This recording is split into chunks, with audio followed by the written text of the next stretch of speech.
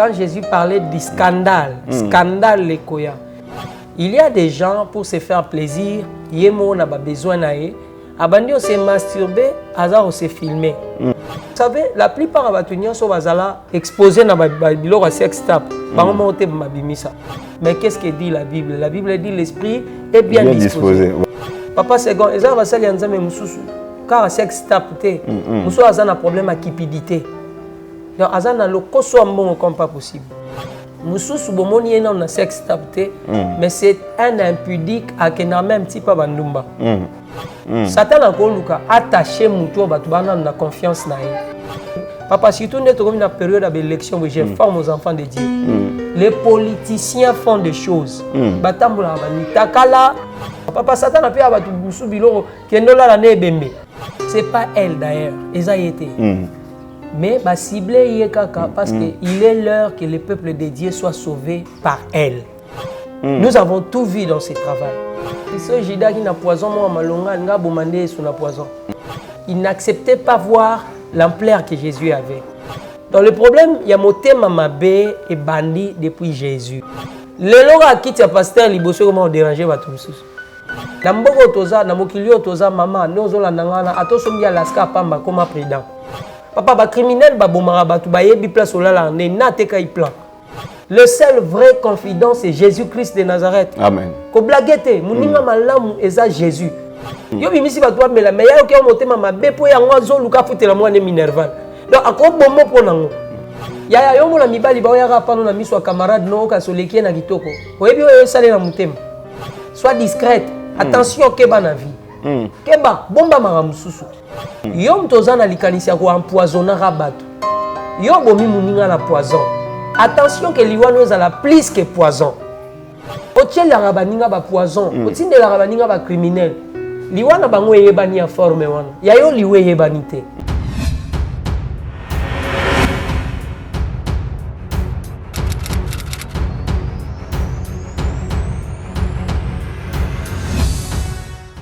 Voilà, merci beaucoup Nabandeko Nyonso Balandio Bolandagabiso à travers le monde. Pourquoi pas ne Bolandagabiso na site TV officiel. Je suis heureux de vous retrouver encore les abonnés au Bolandagabiso na émission na mino bolingako préféré mingi actualité du jour, parcours libre parcours et puis 100% news.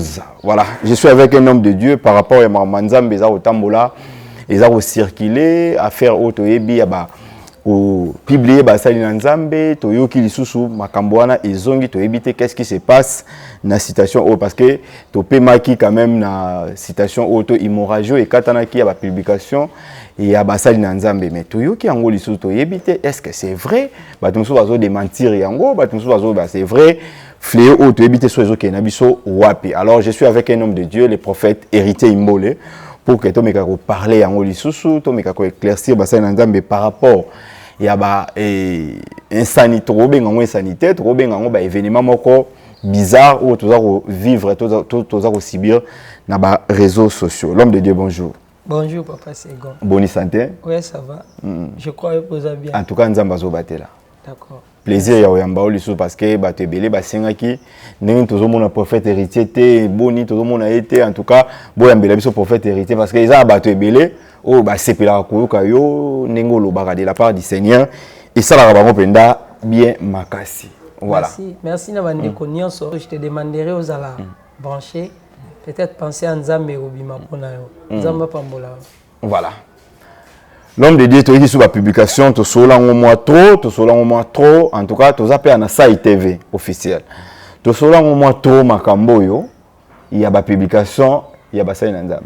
Ok. Je ne sais pas. Mais quand tu as publié, maman m'a pasteur. Mais tu me suis démentir en gros, bino, ils ont été, ils ont maman m'a saliné, tu as coupé. Je ne sais pas ce qui peut au yoka qui m'a wana. Maman yango azo c'est merci be yemoko tout ça ba vidéo eza circulé dans les réseaux sociaux. Bon, en fait ba rumeur ba biloko bongo e yokanaka makambangu mingi. Oui, et komaki to yokaki yango. On a essayé aussi de vérifier parce que du fait que likambo ekomi il faut vérifier pour na marminio so version za ramisa tout. Version ya muto amemi li solo version muto ayoki po ke beta li solo version ya suka eza original eza vérité vérité ne version ya suka voilà mais na nyonso wana ya ba sex tape o eza ki vrai na o to éviter ceux qui eza vrai ceux qui pèsent faux. Ce sont des événements au Christ à la Bible d'abord papa second na bandiko ba Hollanda. Quand Jésus parlait du scandale, scandale les koya. Jésus n'avait pas précisé la sorte de scandale. Avec un scandale les koya, mais malheur na muto rozala nzela ya scandale. Scandale les eloko et ça va tout plaisir te. Scandale les eloko et tourdisaka batu. Scandale les eloko au kondimate que muto ana ndemta kwena likambo wana.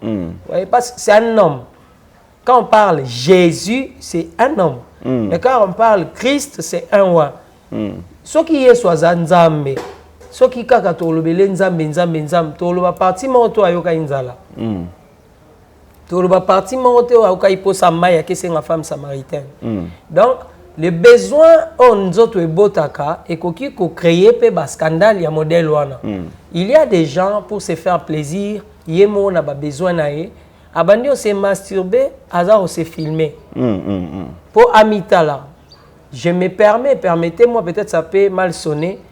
Il arrive que dans la douche, dans le miroir, au koki kobanda se raser, tu te vois quand même que je suis en train. C'est ça. Mais à supposer que vous na miroir dans la douche et que tu as pris ton téléphone à toi pour utiliser et après au bossani, aux téléphone quelqu'un te demande ton téléphone, il voit cette image là. Abimisi yango, mutualanda komi nzela ya scandale. Parce que la personne qui s'est filmée dans son téléphone n'avait pas les intentions de nuire la bonne mœurs. Mais mutu a simbi téléphone d'abimisi yango. Papa Second, vous savez, la plupart abatunions sont bazala exposés dans biloko sex tape. Oui, certes, c'est une faiblesse. Aza mutu, aza ki na faiblesse, ya makambo e comme et posa we matie na motema, ami sepelisa. Mais Moutoua trahir, c'est une autre personne. Vous voyez? Donc je ne défends pas Bandeko Wana parce que la chair est faible, oui. Mais qu'est-ce que dit la Bible? La Bible dit l'esprit est bien disposé. Voilà. On peut surmonter ses besoins au regard de Stati Nabiso. Parce que Masumu Mususo au Salango, au monde qui yope koya. Au Talina na Statini. Moi, vous me voyez, vous êtes à l'église là où je dirige. Je suis tellement jeune que la jeunesse et quitter nos autres langues. Très bien. Mais il arrive des moments où jeunesse est comme au Senganga, makambo ba jeune basalaka. J'ai trois mouvements où il a la mutu. Ya liboso statini ni nanu nazanango. Très bien. Na koki nanga au salango, mais je regarde qui je suis pour ceux qui me regardent à la télé. Yami Balé, je me pose la question, est-ce que Dieu était idiot de m'avoir appelé Nasara Souviouanate pour me donner une autre vie? Donc je vois d'abord le Seigneur. J'ai des enfants. Aujourd'hui, j'ai des enfants. Aujourd'hui, j'ai des âmes que je prêche. Moindre likamu modèle wana na kokipe ko bungisa ba âme. Très bien. Na kokipe ko nyoko la vie abana na ngai. Na kokipe ko sala ba tupasi. Dans cette réflexe là, ce qui peut causer la biso bandeko to nyoko la mitema batu. Poto le karatolo ba la chair est faible, il faut to kanisa rapé moi makambo parce que ba sex tape bango et bimi mingi. Même na lola na nzambe pa comme li solongo likambo to ya sex type oyo to monaki yango c'est comme si hémorragie yango katanaki et to pemia quand même de to mona so to bima to éviter eza nini eza l'homme de d'expliquer biso ngona eza nini eza mon pepe moko boye eza ba science. Et ça, nous se retrouvera toujours, tout le monde aura toujours ma vidéo à sex type. Bon. Au fur et à mesure, toujours le bélango, et puis ma maman, ils ont matakaka. Toujours sur ma version, il y a ma version. Bon, en fait, dans la réunion sur la Hollande, hémorragie, il y a ba sex tape. Si ils ont continué, moi je crois que bandeko mingi ba koto kota déjà am sala nzambe lokwa ba bois d'acacia o nzamba buka kite po tonga tabernacle moni nkolo po tonga tabernacle batei ba olandanga ba ebi abuka ki ba bois d'acacia batonga mo bimbate po Jacob alonga Jacob comme Israël ba buki e panzi moni ala ba titre musu avant to latango il faut to buka non bilo musu kati na biso il faut que nous soyons brisés. Élément liboso ezana brisement ezala esalema malamute. To zui de ba grand titre, to comme les gens auto comme na mokili ba to ba yebi biso, mais nous avons le péché chéri o estungisaka biso nan to silisa yango te. Papa second ezana basali ya nzambe mususu car sex tapte. Mususu azana problème à cupidité. Donc azana le koso mbongo comme pas possible. Mususu bomoni ena na sex tapte, mais c'est un impudique à que na même type pas bandumba. Donc bimisi mbongo boake pas bandumba. Mususu pas sinaeza parce que c'est un ivrogne. Alango apena masanga. Moni. Le problème c'est que biloko wana nyonso avant de s'exposer, de se tenir na préchoir, il fallait aussi la nanango nanu en coulisses. Très bien. Biloko aussi la nanango te en secret et kokyo détruire yo en public. En public, voilà. Alors moni lelo ba destruction o ezo comme la biso parce que aujourd'hui on parle. Bato ba Hollande ba yebité o ngana sala passé. Dans 2020, qu'est-ce que j'avais fait? Mais il peut se faire que et rattraper ngai un jour en 2028. Ma bewana et ko rattraper ngai pe que pasteur Imbo l'épée à sala qui est loko songolo pakala et bimi. Pourquoi? Parce que je n'étais pas bien assidé mais pressé à Koyamanouchka TV basa nang émission comme si j'étais quelqu'un qui devrait être digne à enseigner. Donc j'avais une vie, il y a ces la volée spirituelle et ça diable a ndenge papa second. Satan a koluka attaché muto batubana na confiance na ye. Boko vérifier peut-être bien bo mona boy. Eza na mutu mususu. Mais ba tiango kana komba mutu mususu po mutu ana a perdre respect à zaranango, confiance à zaranango, au dimato à zaranango et pas batu.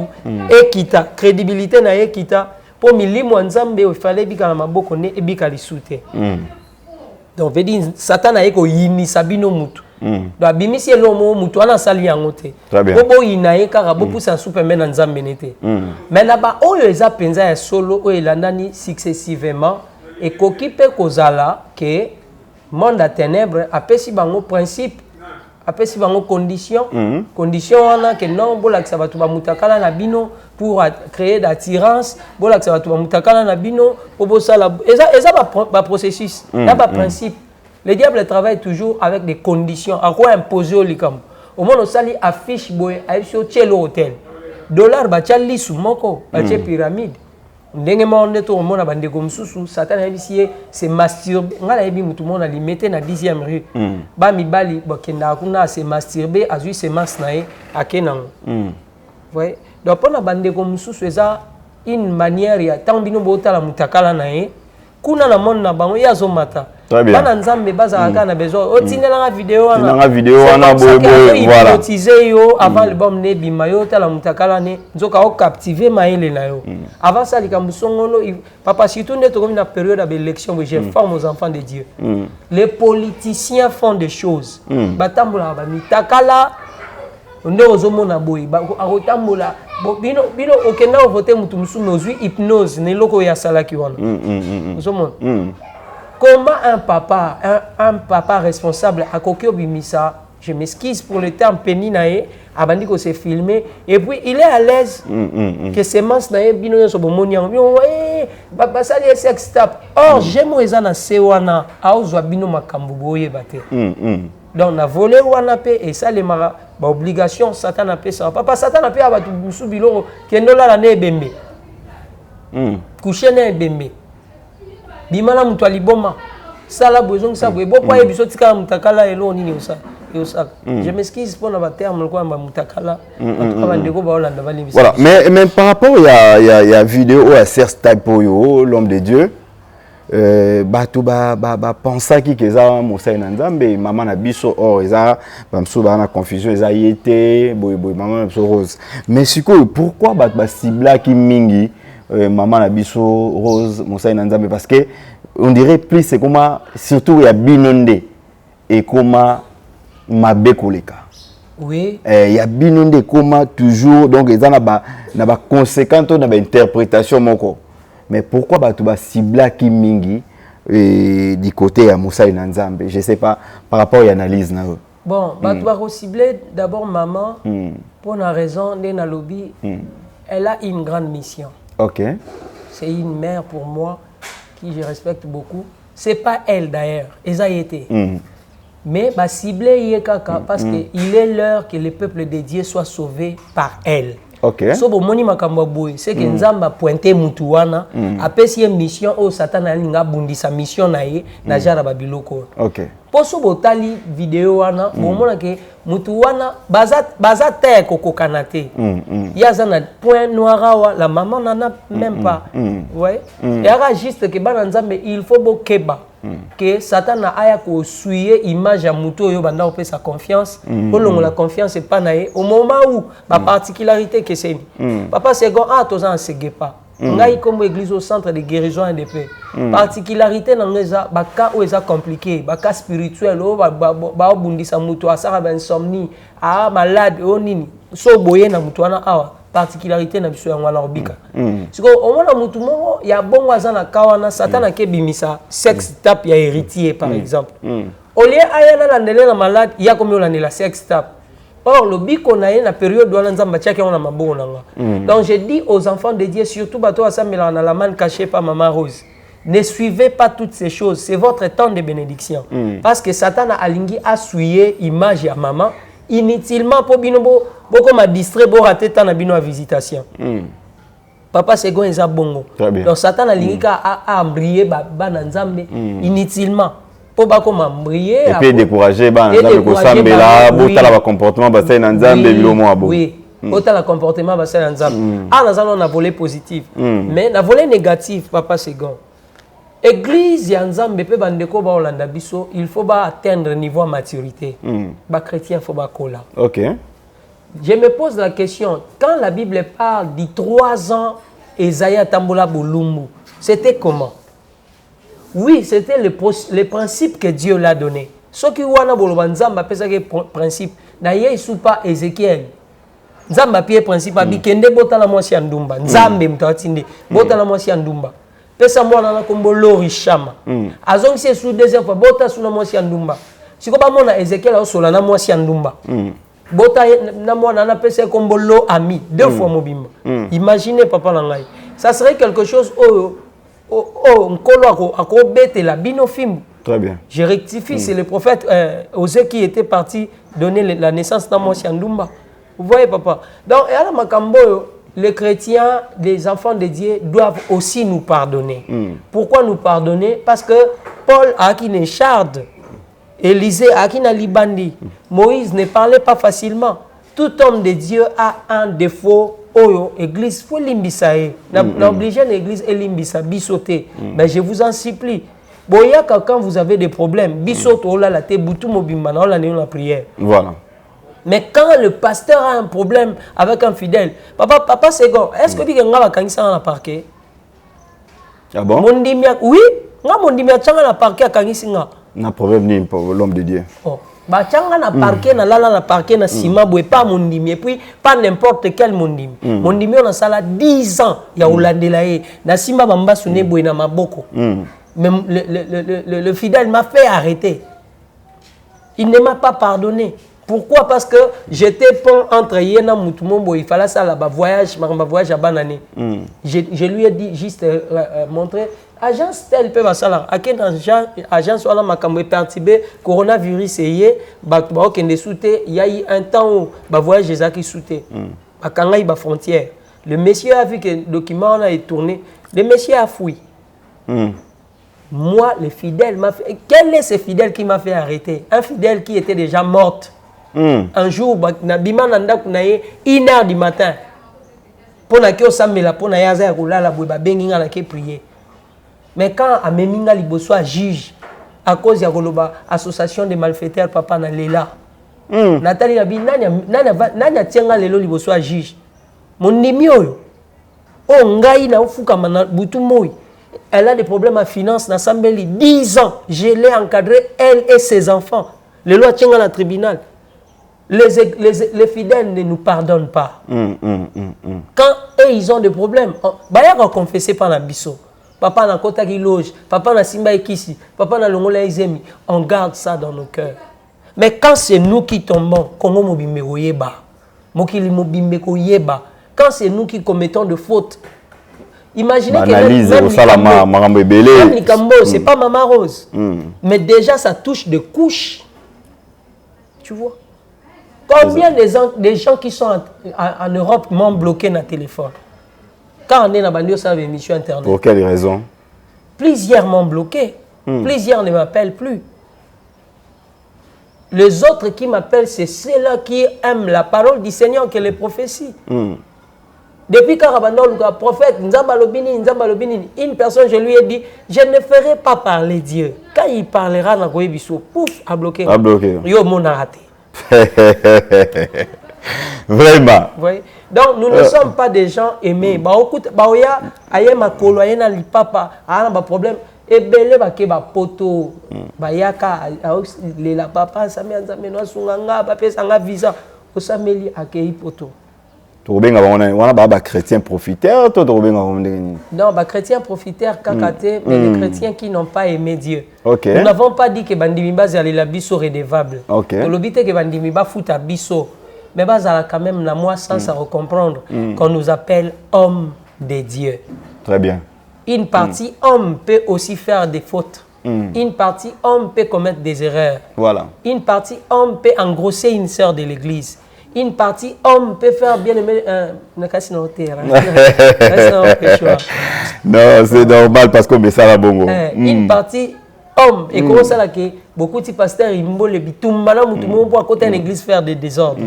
Mais quand on parle de Dieu, homme de Dieu, je me répands. Je me dis ah, j'ai mal agi. Voilà. Mais quand moi je me répands pour ce que je venais de faire, bango batikali kana o nga je venais de faire. O salaki voilà. Voilà. Kana o wana elikaki. Jamais à côté abiso te po te boyebite mais vous m'avez aussi vu en train de pleurer sur mes péchés. Mais misunanga tie bimi na sengi nzambe pardon on brotala te vous allez juste me lapider. Vous lapidez même les gens qui vous baptisent. Na dinda na mai ngando ko swanga na tiki mwasi na bana.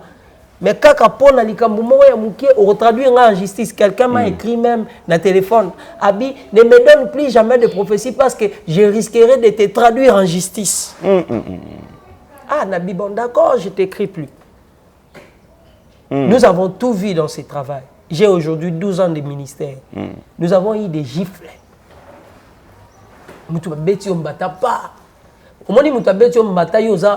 Parce que moi je suis sportif. Voilà. Parce que mais tu ne peux pas faire ça. Pourquoi? Parce que quand tu le feras, le Seigneur va tourner contre toi. Donc tu dois accepter de devenir brebis. Il y a comme un loup parce que le Seigneur a dit ça. Bandimia Mboka, Bandimia Monde, Bandimia Poto, Bandimia Kitassa, partout où vous êtes.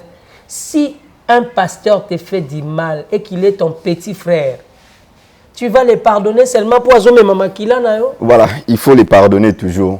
Voilà, l'homme de Dieu, toujours qui est vers kochité na émission. Maintenant, les lots toujours mon a poison et zongi sous na basai nanzam.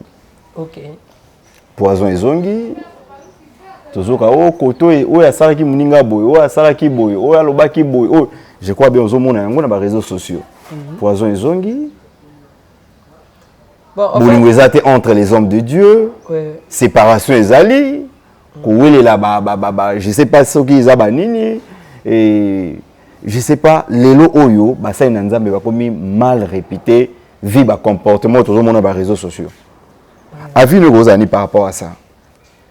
Bon, maman va poisonner et ben on a bisoté ben na disciple à Jésus hein. Et ben na disciple à Jésus so jida qui na poison moi malonga nga bomandé sous na poison.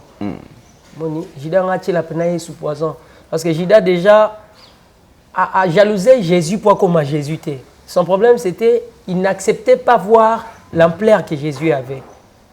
Jusqu'au point où Satan a montré qu'il était disponible dans ma disciple nian sur européen sabiso Yesu. Satan yo travaille na. Voilà. Satan yo yebisa etala pe sabiso ye Jida bimi. Jida aussi m'a plus de millions de nard na maboko. Ya Yesu ba grande dame ba non entouré Jésus à Pierre. Makete ka Yesu na combien? Il y a quoi aussi 300 millions d'euros. Ok, côté Kaye sur l'icolo, il y a 302 euros. Donc, aux gens 300 millions, dans ma boko, dans question de Simbi. C'est que somme un bon exaté. Parce qu'on n'a ni au côté que l'icolo a 302 euros. Donc le problème, il y a motema mabé et bandi depuis Jésus. Pour nani parce que l'église est changée en forme. Bandeko ba olanda ba retenir en lelo. L'église est comme à la période moro et longue église et kabouane comme partie spirituelle na partie physique. Donc mon Christ a babi Marie et Joseph ne me cherchaient pas. Je m'occupais des affaires de mon père. Quand on parle affaires en anglais, ça donne business. C'est-à-dire je m'occupais des business de mon père. Les affaires produisent l'argent. L'église est comme à la période moro et comme beaucoup la pasteur et comme la tisaye et comme yo sommele ndaku et comme yo sommele mutuka. So o ezo sommela te. Ta yeso akota Jérusalem ari diana ba disciple. Ba Pierre, ba Tade, ba Simon, ba songolo pakala na makolo. Ka Yesu yemo na mpunda. Siko imaginez que ba otambola trajet mulai. Oza bonne foi te alba yemo arova na punda bongota. Lelo ka kiti ya pasteur liboso comment déranger ba tout. Pour animer pasteur va tcha kiti liboso. Oh yo, est-ce que normal? Ni comment peut to tika monan? Pasteur va tcha kiti liboso te na ndenge nini? Noé otonga masua, c'est lui qui donne la forme. Moïse otonga tabernacle, c'est lui qui donne la forme. Et à débat on peut pas faire ça. Il y a kiti liboso, kiti na sima. La position du chef du pasteur, n'est comment créer problème. Il y a un moni papa second, c'est juste que mité mabatou est non disponible à bolingoté. Il y a un mona oya cheli au poison pour supporter tes galeke. Très bien. Aboy na ya lekaya. Na obomeka pour gloire nenga sepe na ngote.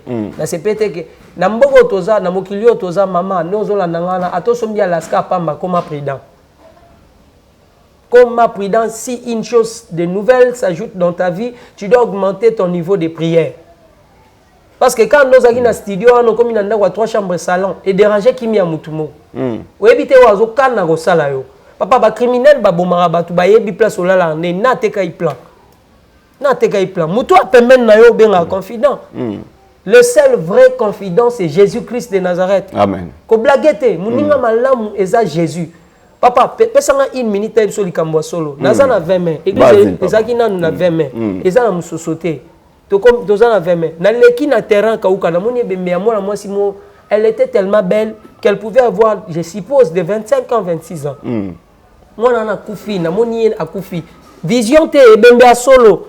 Na termine na bembe na mitu jeune fille boa ko kufa po aninya akufi po na nini nzambo zui asalio nini baliwa msuwa twa kufi ana nzambe te eza imprudence na yemoro mutu a tellement ko fungwa mingi asola nyonso vina ye alaksara batutu donc ao moninga nga motema je suis social nakoya abimisi mbonga tena mesa bomela na bino mbongo ya bimisi po batu ba mela ala mutu mso azo kela motema mabe po yango nde azo lukasa lela en commerce bien yo bimisi batu ba mela mais ya yo ke motema mabe po yango azo luka futela mwana minerval donc akobomo po nango papa na vanda na mona mukete fi mora koti miswe vimba eboye na mona mora kauka oh tozo luka pasteur héritier nabi c'est moi natoni qu'est-ce qui se passe oh papa to sur la côté na biso mbale je vais pas batu bayeba vanda abi papa ne nazawo nazoko kate émotion salingai nazana na yoka obsession na oppression satanique na oninga na bimisa vérité na bino c'est pas l'oppression c'est pas l'obsession quand tu veux sortir la vérité c'est qu'il faut confesser. Très bien. Au sentir au salini. Papa exemple bato belé ba olanda biso na bandako il faut ba confesser. Ba yebi mamba sala ba via ba ninga na bango. Ba bi wapi ba kenda na ba kalesan ba sengle ba ninga na bango. Ba yebi pourquoi ba ninga ba musu biloko infections aussi la te na nzoto. Bato belé ba yebi poani ba sala bongo. E belé ba cause ya kokabona mibali ya na basi ya ba ninga na bango. Ba yebi.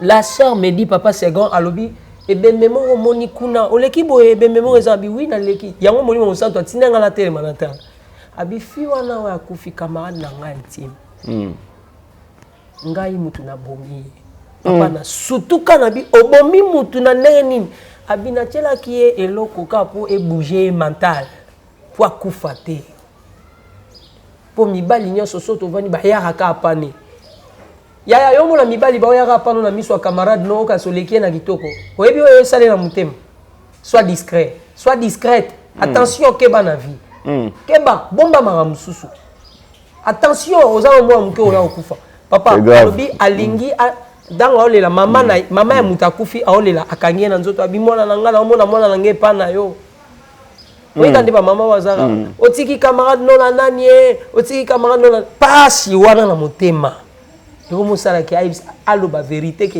Ezaki Boété, chez lui, il a dit comme prophète, il a dit tu ne peux plus rentrer dans ma tanga. Parce que Moussalo Bisoto Ndima, quand quelqu'un confesse au Koufa Nango, net on Ndima Moussalo, somme tayo peso confessionné. Ata batio mundu ki obimisete au Koufa Nango. Na yebisa na bi OK sous matanga te. Pas binu ezawa pas biso eza telle place zonganda. J'ai prié pour elle zonganda. Luka église moro ya mba Yesu ba peso Moussalo bandosala. Demande à Dieu pardon pour ce que tu as fait. Et ça n'avait pas traîné. J'ai commencé à suivre sa vie jusqu'à ce que Yepe Kendara à Kota Mabele. Parce que la famille a Moutou a Koufa Baloba Maloba. Que Moutou a Bomi moi on a vu ça au Oumélate. Attention avec des actes. Keba, bien aimé dans le Seigneur. Moi une place monter ma beza. Yom tozana likanisia ko empoisonner rabato. Yo Bomi Mouninga la poison. Attention que l'iwano est à la plus que poison. Attention que l'iwano est à la banzoi. Papa Segon, na boulevard en face à Régie des eaux. Mutubo otambola banzoi ya eswa ebomiye na nzela. Na Congo Kinshasa. Je me souviens qu'on en a année 2016-2017. Nzoye ebomiye. Otiel la rabaninga ba poison, otinde la rabaninga ba criminel. Liwana bango yebani a forme wana. Yayo liwe yebanite. Ozo boma, ozo sala mabe. Attention que liwana yo ezala tragique. O bando kufa eloko moko liswe kufi. Litoye kufi, loboko ekufi. O kufa malembe. Je crois que je me limite là. Que Dieu vous bénisse. Bien, l'homme de Dieu toujours chité déjà awa. Et pour conclure, tozongi na sujet ya ko tersi ba na nzambe ba otala biso. Ba masturbation wana toza au mona lelo na ba réseaux sociaux. Mutu ye moko mi sali plaisir moko boya mi filmer a publier yango. Eza sentiment, eza nini ou ya kakati ya mutu po sala eloko acte moko bon. D'abord, la Bible parle de l'esprit d'erreur. Ok. L'esprit d'erreur existe à Il y a aussi des esprits qui poussent les gens dans Makambo à Kana quitter. Caïn Boma Abel y la volonté n'était. Celui qui a la propre volonté à Caïn, à Boma Abel te maquillé au ganga.